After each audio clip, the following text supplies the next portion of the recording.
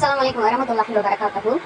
ஈமானை தின்றுவிடும். நபி ஸல்லல்லாஹு அலைஹி வஸல்லம் அவர்கள் கூறுகிறார்கள், பொய் ஈமானை தின்றுவிடும். அதோட விளக்கம் என்னன்னா, ஈமானுங்கிறது ஒரு மாபெரும் செல்வம்.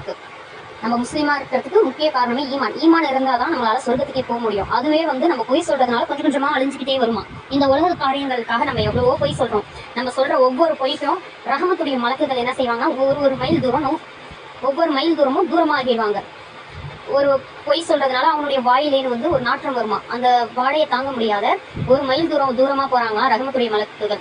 அவங்களே நம்மளை விட்டு தூரமா போயிட்டோம்னா நமக்கு ஏது அப்புறம் ரஹமத்து கிடைக்கும்? பொய் சொல்றதுனால இந்த உலகத்துல வேண்டாம் நம்ம எல்லாத்தையும் சாதிச்சிடலாம்.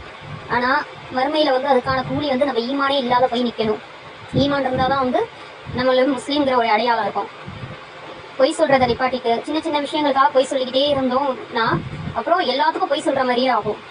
எந்த அளவுக்கு உண்மையை பேச முடியுமோ உண்மை பேச ஆரம்பிச்சு பொய் சொல்றதை நிப்பாட்டிட்டு நம்ம எல்லா அனைவரும் உண்மையை மட்டுமே பேசி அல்லாஹ்வுடைய தௌஃபீக் செய்வானாக. ஆமீன். அஸ்ஸலாமு அலைக்கும் வரஹ்மத்துல்லாஹி வபரகாத்துஹு.